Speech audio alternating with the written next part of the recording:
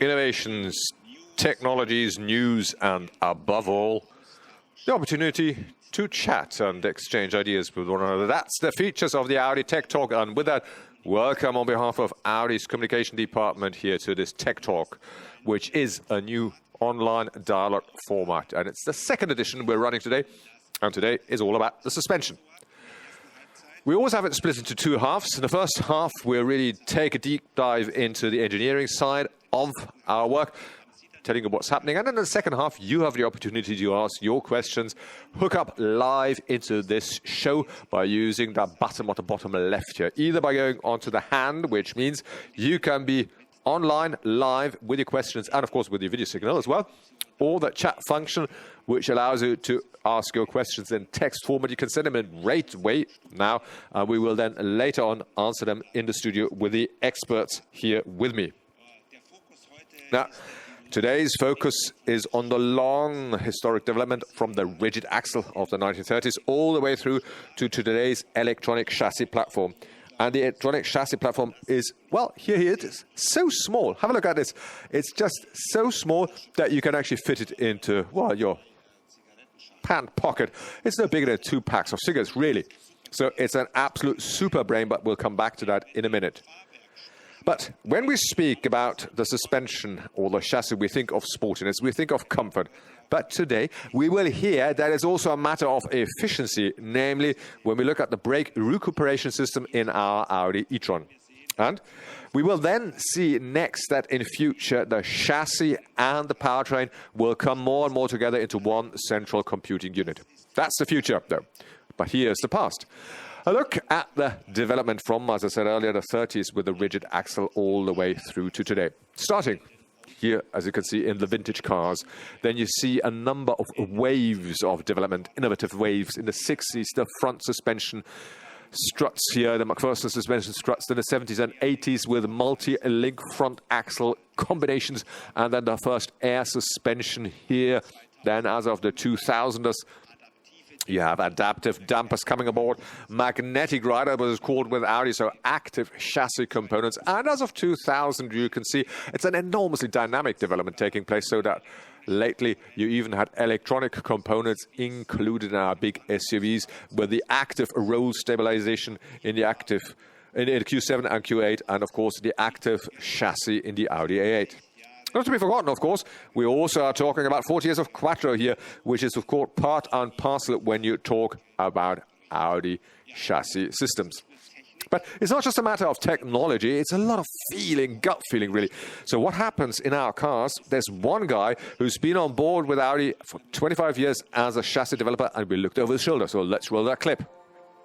My name is Carsten Jablonowski, and I'm responsible for the chassis characteristics of the larger Audi model. The attribute well-balanced aptly describes one feature of our chassis, as we try to set them up to provide both comfort as well as drive dynamics. We define early on during the concept phase how an Audi has to drive, and determine this in criteria that are objectively and subjectively perceptible. Objectively to make them measurable, and ultimately subjectively because at the end of the day this is what the driver feels. In the past, cars were fitted with significantly less technology. The requirements on comfort were simply different then. Ein Drehstabilisator vorn und der als Stabilisator wirkende Körper der Torsionskurbelachse hinten verringern in Kurven die Seitenneigung. Today, this is done with chassis control systems fitted here in the form of active roll stabilization, re-steering, and sports differential. This enables us today to provide even better and more drive experience than was the case in the past. For us, it is important that information about the driving status is available to all suspension control systems at lightning speed. Today, this is done via the electronic chassis platform that we are continually developing further in the direction of longitudinal dynamics, and we'll see another control unit coming to have even more systems integrated together.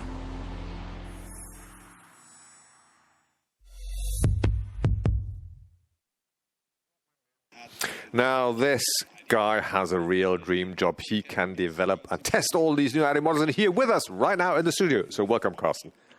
Tell me, if you start a prototype, what do you do first? Well, as the clip already mentioned, there's three things that is crucial for us as we set out the chassis setup and features. First of all, it needs to be clear what's the positioning of the car. Is it more sporty or is it more comfort-oriented? Accordingly, the chassis features will be adjusted and fine-tuned, and the systems and component will be selected accordingly. That must be a match. Then, the electronic architecture. We need to be able to have the information exchanged at lightning speed between the various systems. And thirdly, we've got a team of very experienced engineers working, capable of actually tuning these high-end systems to match one another, so that at the end of the day, you've got this whole composite drive experience. Let's say we get an Irishman, Norwegian, and a Danish developer and have them all work together. What would you get at the end of the day? I guess it's three different chassis setups, isn't it? No, but you want to make sure that they all fit to gel together into one philosophy. Yes, quite right. We have, of course, a philosophy how an Audi shall feel.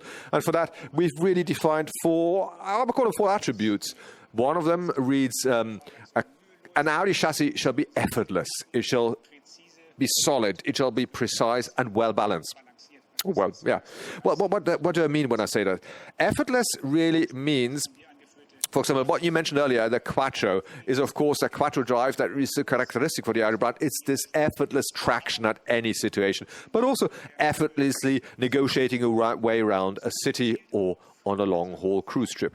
Solidity means, of course, well, a comfortable car. And even if it's a comfortably arranged car, we don't want to have these secondary oscillations, secondary vibrations. If you go over, for example, well, a pothole or the likes, it shall give you this compact feel.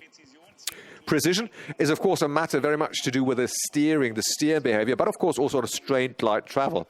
And when I say well balanced, I mean, well, the basic setup of the chassis, no matter whether it's more sporty or more comfort-oriented, of course, I mean, always keeping in mind what's the objective of the car, but never having one particular position to stand out as one single feature.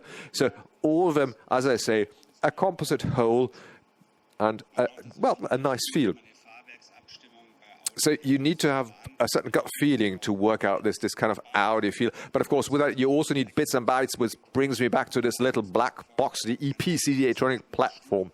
And I can ask another expert to join me here because he is in charge of the architecture, the network architecture, and it's Klaus Diepold. So Klaus, tell us what's contained in that ECP black box and how does it actually work? Well, the ECP coordinates, manages, and controls the various chassis components and control units. But not in the classic sense. It doesn't control each one of them alone. No, it does so amalgamated in a holistic approach. The ECP was actually developed, therefore, primarily, of course, for the luxury models initially, because they have a certain complexity given the number of chassis systems on board. And so, its first deployment was in 2016 in the Q7. In its current version, you will find it in all our luxury saloons and SUVs, and will now also come into the mid-sized cars. Well, since the Q7, a number of years have passed. What are the systems that you find integrated in ECP right now? Well, depending a bit on the model, the ECP hooks up to 15 different chassis components. The working mode is that it has the sensor data coming in. They are read and processed by the ECP, including, for example, acceleration sensors, the wheel sensors, the steering angle sensors, and the likes. And then the ECP processes them, calculates certain ratios that cannot be measured. For example, here the certain angles, drift angles, and then will calculate them for the individual actuators, what they need to do. That will then be sent out to the actuators as a signal, and they will then, of course, feed back to the ECP what they've done. Oh, so it sounds like a very complex integration. Carsten, is there an advantage for you in the setup of the chassis? Because if all of this is done with electronic connections, of course, it certainly does. I mean, as we said at the outset, we really want to work in real time, have all the information available about the drive status of the car. Which means we need to be able to communicate very quickly between the different components. Technically speaking, you want to have as short as possible latency times. That is possible. Just think, if this drive is just about to steer in, that information about that beginning steer ratio needs already to be from the steering transmitted to the ECP, because here we need, for example, to calculate the superposition steering of the front axle and also what's the rear axle steering angle if you have a rear steering. And to ensure this, we need simply the processing power of this ECP. Now, in the dynamic all-wheel steering, there's a lot of potential to be found, by the way, which you can also find out when you test these cars, dear colleagues out in the field. Go and pick an A7, for example, a test car A7 with a dynamic all-wheel steering on board, and you will notice that, it's quite a significant difference without and with, because you will find that turning circle is shortened by just over a meter, isn't it? How do you do that? Yes, you're right. The dynamic all-wheel steering is made up of the superposition steering at the front axle and the rear axle steering at the rear. Now, this small turning circle that's just mentioned is simply realized by having a 5-degree counter steer angle at the rear axle, which of course will make it particularly easy if you have to drive around a parking space or a car park. At the same time, at top speeds, you will have the rear steering go in the same direction as the front steering angle, which means we'll have a great stability, for example, at lane changes, and of course, a very great gain in drive stability. What's more, the driver, of course, can also tweak this. What was his preferences over the Audi Drive Select? What's his particular preference on the steering? And if you now consider all of this, you want to have this from, as I say, the tight parking space situation all the way to the fast trip on the motorway with a safe drive feel. You need a very integrated and, hooked up system like the ECP. So big sedans or big coupes become now very nimble and nifty, and big heavy SUVs with a high center of gravity become suddenly like these, cornering artists, no? Indeed, yes. Take, for example, the SQ8 or SQ7. They themselves already, with their V8 engine, have this impressive longitudinal dynamics, but the sporty character, this dynamic character, is only actually given if you combine this with the high lateral dynamics that it has. That's done by the electronic roll stabilization, which allows us not only to control the body movements, the lateral body movements, but also to distribute here these roll movements between front and rear axle in such a way that the car is superbly agile and very precise in its steering behavior, simply to come back to the attributes that I mentioned at the start. Now, whereas Audi written on the top, you will also find precision far inside the box. But what do you do with a luxury sedan like the A8? You, the media guys, always expect the utmost in comfort, of course, customers as well. Says Carsten, well, rightly so, of course. The A8, the focus is primarily on comfort, and if we use systems here on top, then they must be able to provide this comfort. This, for example, our predictive chassis, active suspension. So here we can actually look at each individual wheel and adjust the contact patch of each wheel individually. And the ECP, using the front camera, is reading the tarmac ahead, the road profile ahead of the car. So here we can really, in certain ranges, level out any unevenness on the road trip, and thus give the passengers inside the car the feeling, they're completely uncoupled from the road, and it's a superb road comfort or ride comfort. And of course, the possibilities of ECP also allow us to look at the features and the properties that you've once developed in one car, like the SQA, and transfer them to another car. So if we have a certain system combination, as in the A8, S8, we can combine these two. So long-distance comfort from the luxury class with sport-like behavior from the SQ8. Wow, you just explained the effect to us. Klaus, what's the cause for this? This is what's done with this black box. Well, I think Carsten already mentioned the important thing of latency and timing. Because if I have systems interact in this networked way, the important point is that the information happens at real time and contemporaneous to different systems. For example, the dynamic all-wheel steering. If I've got the superposition angle at the front and the rear axle angle at the rear, you want to have that happen at the same time. And this is elegantly provided by the ECP, because here all that data, all these commands are sent out at the same time. Second plus point, when you look at timing, is of course that the information exchange between the actuators, or shall we say between the different informers, the systems, is a lot faster. Decentralized communication between the control units happens within milliseconds. With the ECP, though, we are communicating in microseconds. Just by comparison, the lash of your eyelash, but just a tenth of a second, and here we are actually 10,000 times faster. Wow. Impressive figures. So, Carsten, you don't let anything happen by coincidence. You want to be clear where you're positioning the car. And, of course, you, the journalists, want to check whether we've done the job rightly and got it done as intended. So position an SQ8 for us and then show us what you've done with the A8, and do so, please, in this system of coordinates here of the spiderweb. Well, we want to visualize, of course, the various features, and we look at well over 100 per day, and here I've just picked out 5 of the most important ones, or the key ones, that allow you to say, okay, this is the positioning of a given car. If we take an SQ8, it's a very sporty positioned car where great emphasis is put on agility, steering precision, and body control, as you can see. But for a sporty car, long-distance comfort and is, of course, a must, but it's not focal point here, of course, just the same as for the damping behavior, as you see here. So that is the coordinates of a sportily positioned car that you see here. But if you compare this now with a comfort geared car of an A8, for example, then it definitely is that the long-distance comfort is very, very important, just as the smooth damping behavior. Of course, given that, and if you don't have any additional systems on board, you will lose a little out when it comes to body control. Maybe you even are happy with that. And the steering precision, however, stays always here, as you see, untouched where it was. So this is how you distinguish a comfort from a sporty chassis setup.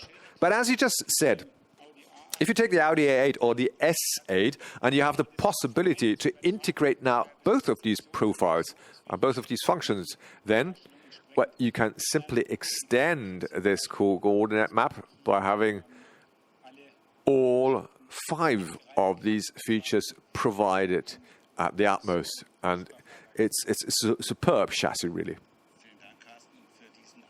Well, thank you, Carsten, for that very much. Now, the question that beckons, and I'd like to ask you, Klaus, as the electronic engineer, would these two systems also work without the ECP? Well, yes, they would, because, I mean, there are very mature systems. They would work themselves, that's true. But their full potential only unfolds with the communication with one another and through their joint acting, the ECP. We always say it's like a team. You've got individual players with great talent, and they talk with one another.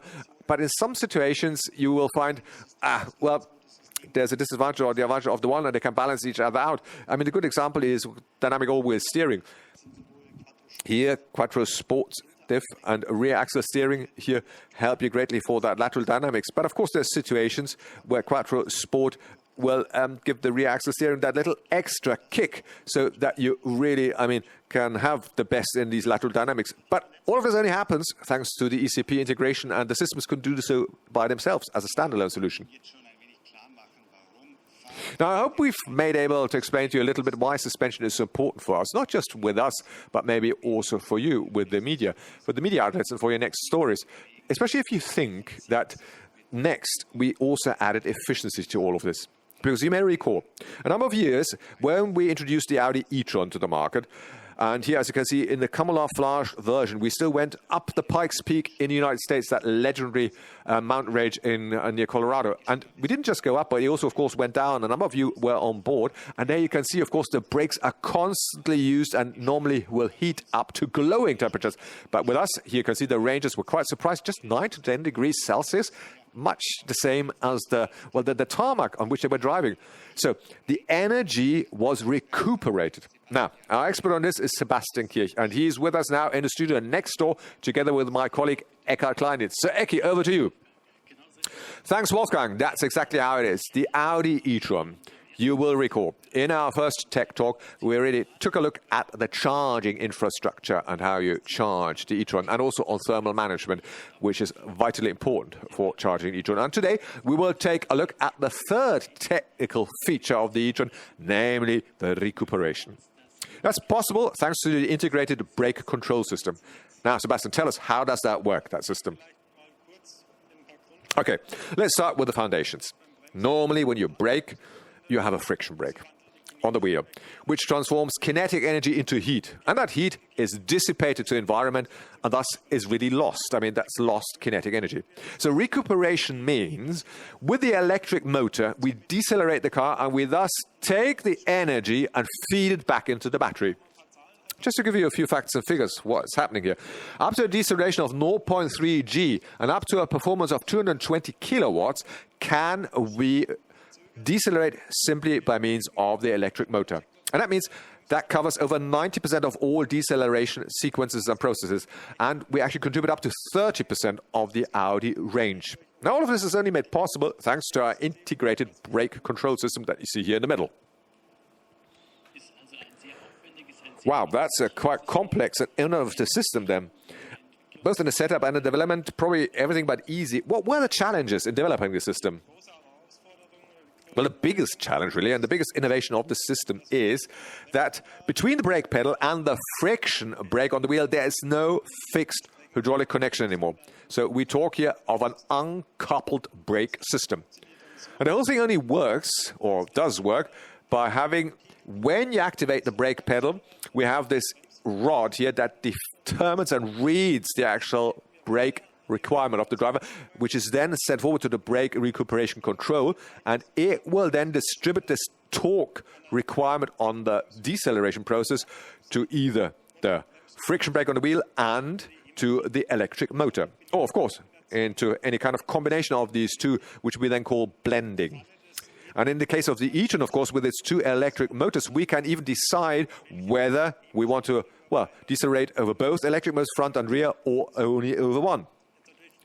Now, of course, the big question is, what's the benefit of all of this? Well, the big advantage is the driver has this one pedal feel on the brake pedal. It's a constant, uninterrupted feeling, and he doesn't actually notice which actuator is really decelerating. All of this is done automatically by the system, and he simply will always feel the same when he brakes. And the second big advantage is that our actuator here is really very fast in its calculation. For example, here, what you see here, that's the front camera of the e-tron. And if it has indicated there's an emergency brake situation, it's just 150 milliseconds until we have built up the full brake pressure here on the wheel friction base. And that is really quite fast, I can tell you. Okay, so an innovative system, which for the electric models is quite unique, isn't it, amongst its peers? So summarize once more. What's the benefit for the customer? Yes, if I conclude, you always have a good brake pedal feel, and you don't even notice the blending that happens. This is something that with other electric cars, we are quite good. The second big advantage is we can actually decide over which actuator we achieve this deceleration, whether electric motor or friction brake. And the third advantage is the entire potential which this powertrain offers us for recuperation can be utilized thanks to this system. Wonderful. Thanks for this insight. Now, as you've seen, the chassis has been extended by one third vital component, namely recuperation. But now, let's take a look into the crystal ball of the future, how we combine comfort, sportiness, and efficiency in one single drive dynamic calculator. So over to you again, Wolfgang. Indeed. And this is actually the topic for our electronic engineer, Klaus Diepold. So what can we expect of these future drive controllers? Well, it simply means we're extending the team that I mentioned earlier, that now gets a new player on board. The ECP is simply extended and amplified by the component of the powertrain and recuperation. And that means we've got the new drive dynamic central computer. So in this new control unit, we're really bundling all the functions from the drive dynamics, whether it's the classic chassis components, the lateral dynamics, or the vertical dynamics. But now on top, you also have the component of longitudinal dynamics added to this computer. Now, journalists always are looking for stories and for snappy headlines. So really, facts and figures are very popular. Can you give us a few? Well, the new central drive dynamic calculator will have probably a factor of 10 more power than the current ECP, and the number of components that this new central computer will be able to handle will be about 90. Compared with this, the ECP at the moment, we're talking about 20 components that are handled by the ECP. Wow, that means these are 90 different processes and events happening at the same time in the vehicle. Can you give us a few? Well, next to the classic world of the chassis, which we, of course, we're carrying forward from the ECP, like the damper control, the air suspension, the steering systems, you now have further components added, like, for example, the transmission control, the recuperation elements, the brake control, and the entire powertrain control. So the aim is to have the entire powertrain components integrated, quite independent of the powertrain version, whether it's a plug-in hybrid, whether it's an electric car, or if it's a classic combustion engine. Wow, that's really quite a bit of material, and we are now all here in the studio together. Eckhard and Sebastian have joined us, and now, we do look forward to your questions. As we said before, you can call in live into the show using the icon to the bottom left, the one with a hand, or just write in your questions using the chat function. And we'll start while we wait for your questions coming in, and let's warm up with our Q&A session, because each one of my experts here will get one final question to wrap it up. For him. Eckhard, if there's still a journalist say, come on, the chassis, that's no important issue for me, there's nothing new, what would you tell him?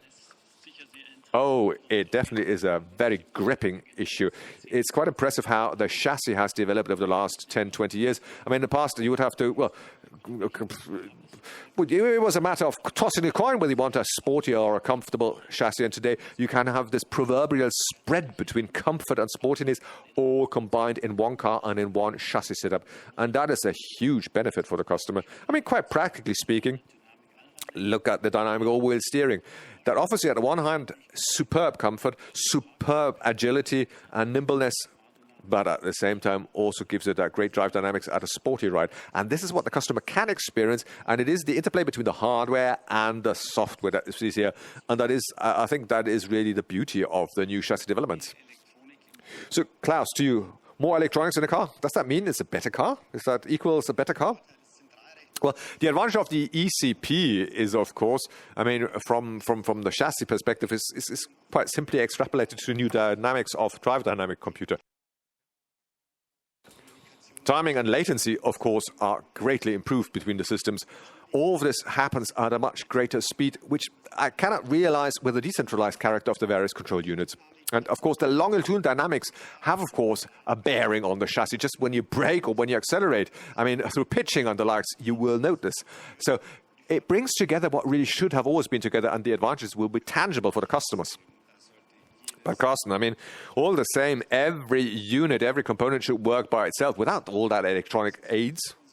Right, you're quite right with that. I mean, the basic chassis components of which we're still on, the basic chassis setups that we're still selling in large numbers without these control systems need to be a perfect match. I mean, every Audi chassis without these control units, with a steel spring and conventional chassis systems, needs to be very good and befitting the attributes I've mentioned. But, of course, the control systems can improve them. We can actually, we can break up the compromises that we sometimes make, and the spread can be increased. And if you combine the systems, you, of course, extend the possibilities. All we need to do, we have to make sure that the drive feeling is not system-specific and you just pick out one given system, but as I said, always this composite whole, like the way you were to drive the car without these control systems on board. That's quite comforting to hear. Thanks for that. Now, Sebastian, to you, you showed us a completely new braking world from the e-tron. And here, you can see that the chassis and the powertrain are working together to save energy. But what happens if I have no electric SUV? What benefit is it for me? Well, look, recuperation is always dependent to what extent your powertrain is electrified. So, I mean, a pure electric vehicle is, of course, ideal. Yes, by all means. But we're taking this one further because a plug-in hybrid or a mild hybrid also offers these possibilities now. The other advantages that this brake system offers us are quite independent of the powertrain version and can be applied and can be used with all kind of transmission and powertrain types. Thanks for joining us. We will be happy to have you with us next time. We really appreciate it that you've taken time because, of course, lately it was difficult due to the corona pandemic to meet up. And, of course, there's no trade shows, there's no events, no dynamic presentations. So we thought, hey, why don't we just meet up in the virtual marketplace here? So we'll be back soon with other exciting topics. So thanks on behalf of the experts from the Audi Communication. And, we'll see each other soon and stay healthy. Goodbye.